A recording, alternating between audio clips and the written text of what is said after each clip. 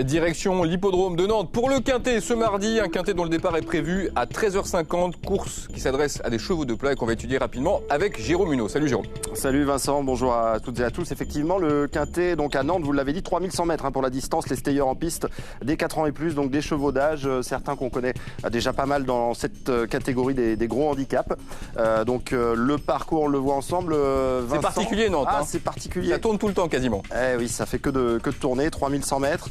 Est-ce qu'on va avoir des chevaux qui vont aller devant, imprimer du rythme? C'est possible, on le verra d'ailleurs avec les concurrents, le tableau des partants dans quelques instants, mais il faut vraiment s'adapter à cet hippodrome très particulier. Oui, on dit que souvent c'est une affaire de spécialistes. Exactement. On va regarder ensemble les partants de l'épreuve et bien sûr, on va débuter avec les concurrents les plus chargés. Il y a un premier tableau très intéressant, on retrouve Saint-Nicolas qui est bien connu dans cette catégorie des grands handicaps. Moonwalk Step qui fera logiquement partie des favoris. Ouais, c'était très bien la dernière fois à Chantilly, rallongé pour l'occasion, ça s'est très bien passé.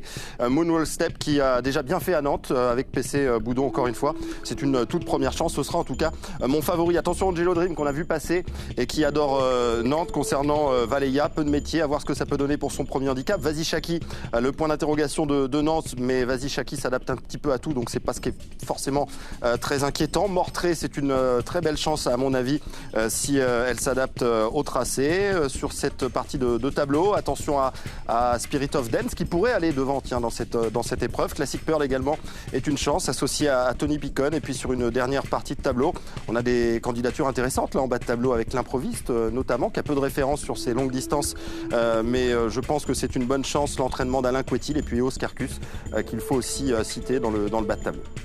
Alors, on va regarder une petite statistique qui concerne Angelo Dream pour voir sa réussite à Nantes. C'est important, donc les chevaux qui apprécient cette piste. Et regardez, il a couru 5 fois à Nantes pour 2 victoires et 2 places. Donc 80% de réussite sur cette piste. Ça, c'est quand même une stat qui est encourageante pour lui. On va maintenant se tourner vers votre ticket. Jérôme, je vais vous rejoindre pour connaître donc votre jeu. Eh bien, écoutez, on va partir sur un quintet, Vincent. En champ total, ça vous me connaissez par cœur maintenant. Sur un quintet handicap, je ne prends aucun risque, j'élimine personne, surtout à Nantes où il peut tout arriver.